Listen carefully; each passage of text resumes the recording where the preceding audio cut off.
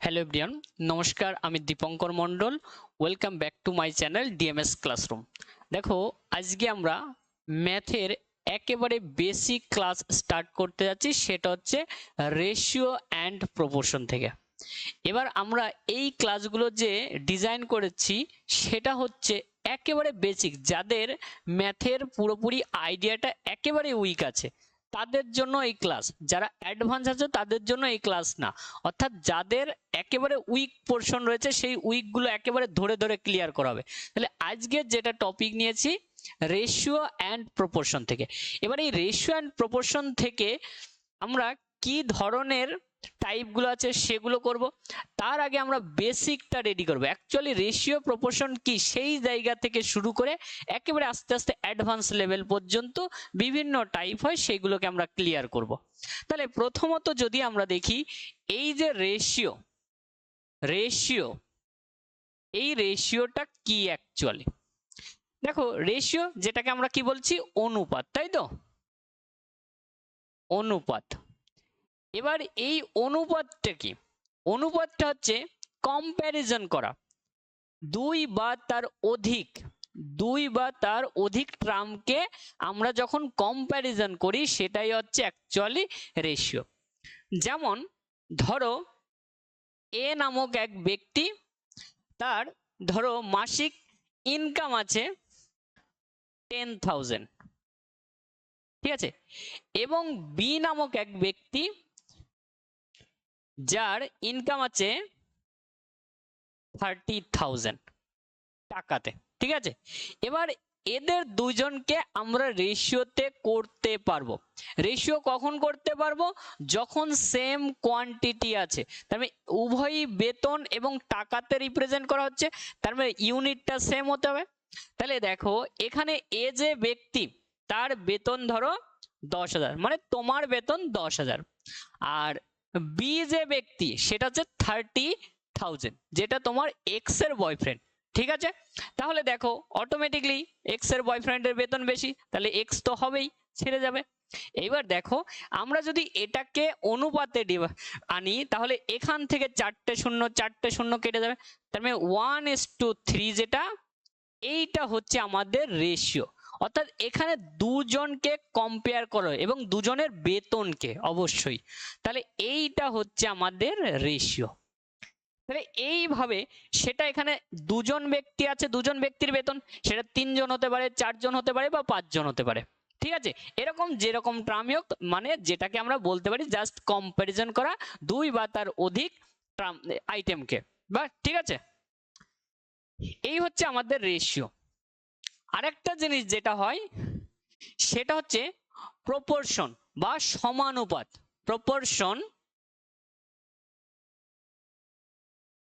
Proportion বা যেটাকে আমরা বলি সমানুপাত। এবার এই সমানুপাতটা কি? এই সমানুপাতটা হলো দুটো রেশিওকে ইকুয়ালি করা, অর্থাৎ এ আর বি এদের যে রেশিও সেটা সি এবং ডি এর রেশিওর সঙ্গে ইকুয়ালিটিতে আনা। অর্থাৎ আমরা বলতে পারি এ ইজ টু বি এবং সি ইজ টু ডি, এদের মধ্যে যে ইকুয়াল সম্পর্ক। এবার এটাকে প্রথমত যেহেতু সমানুপাতিককে আমরা ডবল ইজ টু দিয়ে লেখা হয়, তার মানে এই যে যেটা ডবল ইজ টু, এটাই হচ্ছে আমাদের সমানুপাতিক আছে। অর্থাৎ এ ইজ টু বি, এখানে double is to C is to D, এরা হচ্ছে সমানুপাতিক। আর যেটা অনুপাত বা রেশিও, এটাকে অনলি দুটো ডট দিয়ে বোঝানো, আর এখানে 4 ডট আছে, ঠিক আছে। এইবার আমরা রেশিও থেকে পরপর একেবারে বেসিক থেকে শুরু করব। এবার যদি আমরা দেখি প্রথমত টাইপস অফ রেশিও, অর্থাৎ রেশিওর তো বিভিন্ন টাইপ হতে পারে। এবার এই টাইপগুলো কি, তার মানে আমরা বলতে পারি এখান থেকে কি types of ratio, types of ratio. এবার এই টাইপস অফ রেশিওর মধ্যে কি আসবে? দেখো, প্রথম যদি আমরা টাইপে দেখি সেটা হচ্ছে ফার্স্ট হচ্ছে ডুপ্লিকেট রেশিও। কি বললাম? ডুপ্লিকেট রেশিও, ডুপ্লিকেট রেশিও, ঠিক আছে, যেটাকে আমরা দ্বিগুণানুপাত বলি। কি বলি? দ্বিগুণানুপাত। ঠিক আছে, আরেকটা যেটা হয় sub duplicate ratio. Duplicate ratio যেটাকে দ্বিভাজিত অনুপাত বলি।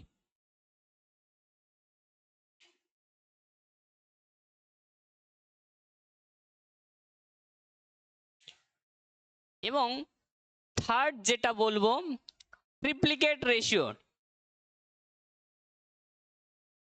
ট্রিপ্লিকেট রেশিও রেশিও রেশিও হবে রেশিও, যেটাকে আমরা ত্রিগুণানুপাত বলি।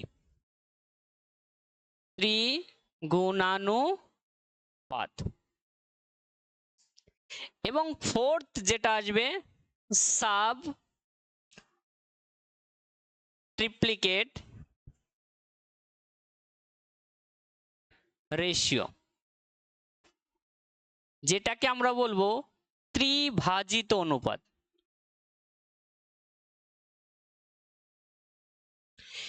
এবং ফিফথ যেটা বলবো ইনভার্স রেশিও। ইনভার্স রেশিও বা যেটাকে আমরা কি বলবো ব্যস্ত অনুপাত। এটা ঠিক আছে, এই হচ্ছে আমাদের 5 টাইপের রেশিও। আরেকটা যেটা বলতে পারি সেটাকে আমরা কম্পাউন্ড যেটা রেশিও বলতে পারি, জটিল রেশিও। ঠিক আছে, তারপরে মেইনলি হচ্ছে এই 5টা ভাগ। এবার এই ডুপ্লিকেট রেশিও এখান থেকে ডাইরেক্ট কোশ্চেন চলে আসে। সাপোজ এখানে বলা হলো এ এবং বি একটা রেশিও দেওয়া আছে, তাহলে তার এই যে ডুপ্লিকেট রেশিও কি হবে বা দ্বিগুণ অনুপাত কি হবে, তাহলে এটা জাস্ট এর স্কয়ার এবং বি এর স্কয়ার হয়ে যাবে। তবে আমরা যদি বলি a:b 3:4 হবে, তাহলে তার ডুপ্লিকেট রেশিও কি হবে 9:16।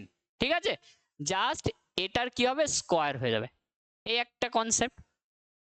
আচ্ছা, আরেকটা যেটা বলেছি sub duplicate ratio. Sub duplicate রেশিওটা কি, সেম এটাকে যদি আমরা a:b বলি, ঠিক আছে, এখানে লিখছি a:b যদি কোনো একটা রেশিও দেওয়া থাকে, তাহলে তার যে সাব ডুপ্লিকেট রেশিও হবে সেটা হচ্ছে √(a)√(b).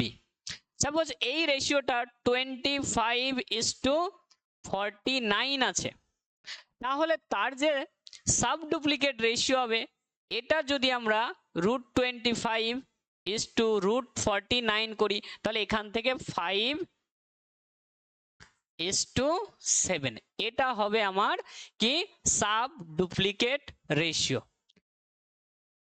আশা করি বোঝাতে পারলাম। এইবার দেখো নেক্সট যেটা পার্ট হচ্ছে ট্রিপ্লিকেট রেশিও বা ত্রিগুণানুপাত।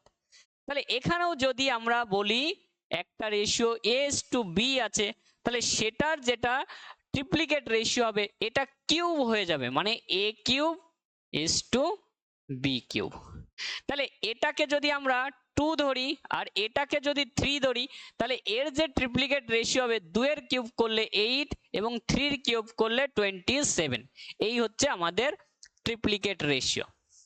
এইবার যদি বলা হয় সাব ট্রিপ্লিকেট রেশিও, এবার সাব ট্রিপ্লিকেট একইভাবে আমরা যদি a:b রেশিও ধরি, তাহলে সেই ক্ষেত্রে যে সাব ট্রিপ্লিকেট রেশিও হবে সেটা হচ্ছে কিউব√a:√b। ঠিক আছে, তাহলে এই যে a:b এর সাব ট্রিপ্লিকেট রেশিও হবে কিউব√a:কিউব√b। তাহলে এটার যদি আমরা বলি সাপোজ একটা আছে 125, মানে 125 দেওয়া আছে 64, তাহলে বলা হলো এর সাব ট্রিপ্লিকেট রেশিও কি হবে, তাহলে এটাকে আমরা বলতে পারি কিউব√125:কিউব√64। তাহলে এখান থেকে এটা 5 এর কিউব, তার মানে 5 বের হবে এখান থেকে, আর এখান থেকে বের হবে 4, তার মানে 5:4 যেটা রেশিও হবে। এবার লাস্ট যেটা পড়ে থাকলো সেটা হচ্ছে ভেরি ভেরি ইম্পর্টেন্ট, সেটা হচ্ছে ইনভার্স রেশিও। তাহলে এই ইনভার্স রেশিও দিয়ে আমরা প্রচুর কনসেপ্ট পড়বো এবং প্রচুর অঙ্ক এখান থেকে কাজে লাগাবো। এই রেশিওটা, এই রেশিও যাদের উইক আছে তাদের পরবর্তীতে যে কোনো চ্যাপ্টার করি না কেন সেই চ্যাপ্টারে গিয়ে প্রবলেম ফেস করতে হবে। মানে এটা হচ্ছে আমাদের সব থেকে বেসিক চ্যাপ্টার। বেসিক চ্যাপ্টারের মধ্যে রেশিও প্রপোর্শন একটা বেসিক চ্যাপ্টার হতে পারে। তারপরে এদিকে আমাদের যেটা পার্সেন্টেজ ভেরি ভেরি ইম্পর্টেন্ট, তাহলে এই চ্যাপ্টারগুলো সব থেকে মোস্ট ইম্পর্টেন্ট। তাহলে এইবার যেটা আমরা পড়বো সেটা হচ্ছে ইনভার্স রেশিও। ঠিক আছে, তাহলে নেক্সট যেটা আমরা আলাদাভাবে করাচ্ছি সেটা হচ্ছে ইনভার্স রেশিও বা ব্যস্তানুপাত। ব্যস্তানুপাত নাম শুনে আমরা বুঝতে পারছি একটা কি হবে, মানে ব্যতিক্রম হবে। মানে প্রথম রেশিও যা হবে ব্যস্ত বলতে সেটা উল্টে যাওয়ার চান্স রয়েছে, তাই তো? তাহলে আমরা যদি দেখি inverse ratio, inverse ratio, inverse ratio বা ব্যস্তানুপাত। এই যে ইনভার্স রেশিও, সাপোজ কোনো একটা রেশিও দেওয়া আছে A:B, তাহলে এটার যদি ইনভার্স রেশিও বের করতে যাই তাহলে এর যে ইনভার্স রেশিও হবে 1/A, মানে উল্টে যাবে। নিচের কিছু নেই মানে 1 আছে, এর নিচে কিছু নেই মানে 1 আছে, তার মানে সেটা উল্টে যায়, 1টা উপরে যায়, এটা নিচে চলে আসে, তাহলে এটা হচ্ছে ইনভার্স রেশিও। ঠিক, আবার এটাকে লিখতে পারি 1/B। ঠিক আছে, কিন্তু রেশিও কখনো এরকম ফ্র্যাকশন ফরম্যাটে থাকে না। ঠিক আছে, সিম্পলিফাইড করতে হয়। তাহলে এটাকে আমরা সিম্পলিফাইড করে উভয়কে যদি AB দিয়ে গুণ করি তাহলে actually AB/A is to AB/B। তাহলে আলটিমেটলি A ক্যান্সেল হবে, BB ক্যান্সেল হবে, তার মানে B পড়ে থাকলো এবং A পড়ে থাকলো। তাহলে এখানে ছিল A:B, সেটাই তো উল্টে হয়ে গেল B:A। এটাই হচ্ছে ইনভার্স রেশিও। আর আরেকটা জিনিস সেটা বলে দেই, সেটা হচ্ছে যে কোনো রেশিও A:B ফরম্যাটে থাকলে সেটাকে আমরা ফ্র্যাকশনে নিয়ে আসতে পারি, মানে ভাগ আকারে, মানে A/B আকারে নিয়ে যেতে পারি। মানে যে কোনো রেশিওকে এরকম ভাগ আকারেও লিখতে পারি, আবার রেশিও আকারে লিখতে পারি। ঠিক আছে, এই হচ্ছে আমাদের টাইপস অফ রেশিও পড়লাম। এইবার আমি বেসিক কনসেপ্টের একেবারে শুরু থেকে যেমন লেভেল থেকে কোশ্চেন হতে পারে আমি সেই থেকে স্টার্ট করব। তাহলে আমি প্রথমত সিম্পলিফাইড রেশিও বের করা থেকে প্রচুর কোশ্চেন আছে। সাপোজ কোন একটা রেশিও A:B দেওয়া থাকলো, B:C দেওয়া থাকলো, এবার বলতে পারে এখান থেকে A:B:C এর ভ্যালু কত হবে বা A:C এর ভ্যালু কত হবে, এরকম বিভিন্ন টাইপের কোশ্চেন হয়। তাহলে আমি যদি দেখি বা ধরে নেই A:B এর রেশিওর, এর যে রেশিও সেটা দেওয়া আছে 2:3 এবং B:C এর যে রেশিও দেওয়া আছে সাপোজ 5:6, তাহলে এখান থেকে বলতে পারে A:B:C এটা কত হবে, বা এটাও বলতে পারে A:C এটা কত হতে পারে। তাহলে এইখান থেকে এরকম দুটো টাইপের কোশ্চেন আমরা দেখতে পারি। বিভিন্ন কোশ্চেন আসলে যখন আসবে সেই সময় আমরা এগুলো দেখতে পাবো। এইবার এগুলো বের করার জন্য অনেক মেথড আমরা অ্যাপ্লাই করতে পারি। তার মধ্যে আমরা যদি একটা মেথড দেখি,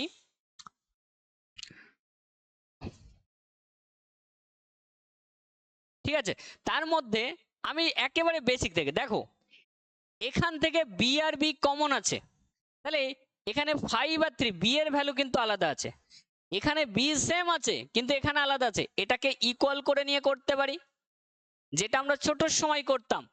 এই ভ্যালুটা আর এই ভ্যালুটা ইকুয়াল করতাম, তাহলে এই ভ্যালু আর এই ভ্যালুকে কত দিয়ে গুণ করলে ইকুয়াল হবে, তার মানে এইটা 3 আর 5 এদের লসগু 15, তার মানে আমরা জানি যে এইটাকে যদি 5 দিয়ে গুণ করি, 5 দিয়ে গুণ করি এবং এইটাকে যদি 3 দিয়ে গুণ করি, তার মানে টোটাল রেশিওকেই গুণ করতে হবে। কিন্তু রেশিও অনেকটা যমজ ভাইয়ের মতো, মানে এর সঙ্গে গুণ হলে এর সঙ্গেও গুণ করতে হবে, এরকম টাইপের।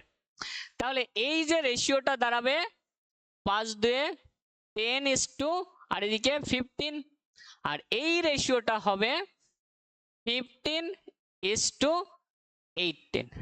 তাহলে এইবার আমরা দেখছি এখানে বি এর ভ্যালু 15 আছে, এখানেও 15 আছে। তাহলে এখান থেকে তো এবার আমরা ডাইরেক্ট বলতে পারি যার ভ্যালু যেটা, তার মানে এটাকে আমরা বলতে পারি এর ভ্যালু আছে 10, বি এর ভ্যালু আছে 15 এবং সি এর ভ্যালু 18। এটা হচ্ছে রেশিও। এই প্রসেসে করা যেতে পারে। একটা প্রসেস দেখাবো না, আমি সবগুলোই দেখাবো। যখন যেটা মাথায় আসবে বা আমার যে কোশ্চেন গুলো থাকবে তার রেসপেক্টে আমরা অ্যাপ্লাই করব কোনটা, সেটা আমাদের ডিসাইড করতে হবে। এটা প্র্যাকটিসের মাধ্যমে হবে। এবার দেখো, এবার এ আর সি তাহলে কত হচ্ছে, এর ভ্যালু 10 আর সি এর ভ্যালু 18। তাহলে এটাকে আবার সিম্পলিফাই করা যায়, কিন্তু এগুলোকে সবাইকে কোনো কিছুতে ভাগ যাচ্ছিল না, মানে সিম্পলিফাই করতে হলে একটার সঙ্গে এই দুটোকে ভাগ যাচ্ছে মানে ভাগ যাবে তা না, প্রত্যেককে ভাগ যেতে হবে। কিন্তু এইখানে এই দুটোকে ভাগ যাচ্ছে, 2 দিয়ে কাটলে এটা 5 হচ্ছে, 2 দিয়ে কাটলে এটা 9 হচ্ছে, তার মানে এই রেশিওটা হচ্ছে 5:9। এই একটা মেথড হতে পারে। আর কি হতে পারে, এবার একটা মেথড সেটা হচ্ছে এদের মধ্যে কমন যেটা আছে বি, সেটাকে মিডিলে রাখবো এবং বাদ বাকি এ আর সি যেটা আছে দুটো দুই পাশে রাখবো। তাহলে এটাকে প্রথম কাজ হবে A:B:C, এইরকম ফরম্যাটে লেখা। ঠিক আছে, তার মানে প্রথম A:B, তার মানে B এর ভ্যালু এটা দেওয়া ছিল, তার মানে 2:3। তাহলে কি করব, এখানে 2 বসাবো, এখানে 3 বসাবো। ঠিক আছে, আচ্ছা এই মেথডটা হয়ে গেছে, আমি এই মেথডটা তুলে দিচ্ছি। এটা ছিল 2:3 এবং এটা ছিল 5:6। এইবার A:B 2:3, কিন্তু প্রথমটা থেকে আমি সি এর কোনো ইনফরমেশন পাচ্ছি না, কিন্তু প্রথমটা থেকে, তাহলে এই জায়গাটা সবসময় কি হবে, তার পাশের থেকে গিয়ে বসবে, মানে 3 বসাবো। উপর থেকে বা নিচের থেকে কিছু যাবে না, শুধুমাত্র সাইড থেকে গিয়েই বসবে। এইবার পরেরটা, এখানে কি B:C আছে কত, 5:6। তাহলে বি আছে এই সোজা, সি এইটা, তার মানে এটাকে 5, এটাকে 6 বসাবো, 6 বসাবো। ঠিক আছে, এবার একইভাবে আমার এই পাশেটা ফাঁকা থাকলো, এটা সাইড থেকে আসবে, উপর থেকে নয় কিন্তু, তার মানে সাইড থেকে যাবে, এখানে 5 বসবে। এইবার যেটা আমরা কি করব, সেম কলামগুলো মাল্টিপ্লাই করব বা গুণ করব। তাহলে সেম কলাম যদি দেখি, এই কলামে আছে কত, 5 2 10, এই কলামে কি আছে, 3 5 15, এখানে 3 6 18। এবার সবাইকে কিন্তু ডিভাইড করা যায় না, তার মানে A:B:C এর রেশিও হচ্ছে 10:15:18, যেটা আগে বের করলাম। আরেকটা কি, এখান থেকে A:C, তার মানে A আর C নিলে সেম আমরা এই রেশিওটা পাবো। তাহলে এই মেথডেও আমার বের করা পসিবল। আচ্ছা, আরেকটা মোস্ট ইম্পর্টেন্ট মেথড যেটা হচ্ছে আমরা অনেকটা দ মেথডও বলে থাকি। এবার সেটা কি করে করে, তাহলে সেটা দেখবো এবার।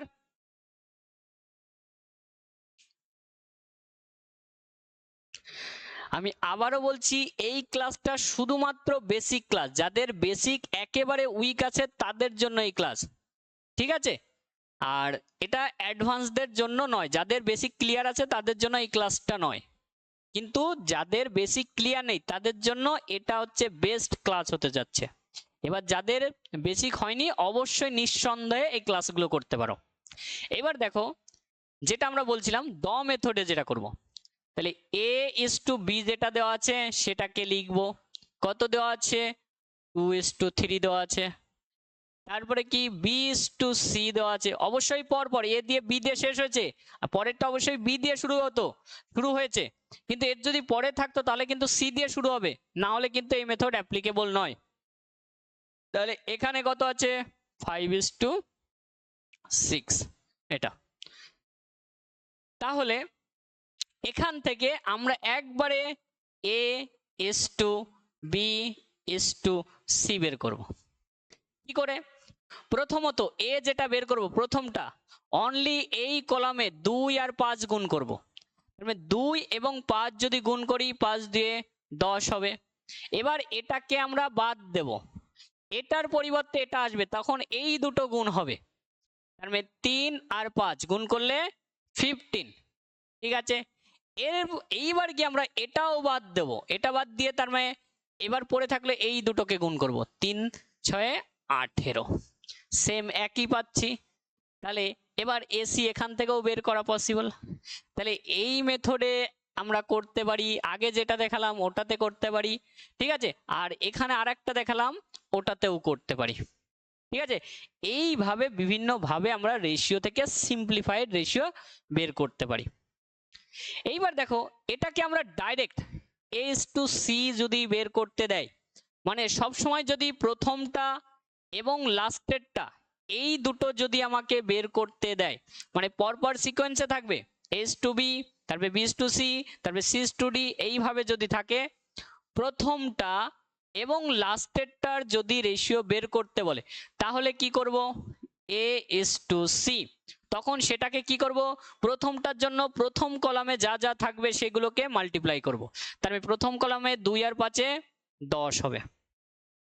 আর সি যখন বের করব তখন মানে এটা লাস্টেরটা বের করার জন্য একেবারে লাস্টের যে কলাম এটাকে মাল্টিপ্লাই করব। তার মানে 6 3 18। এবার এটা 5:9 হবে। তাহলে এটা হচ্ছে অনলি ডাইরেক্ট A/C বের করব।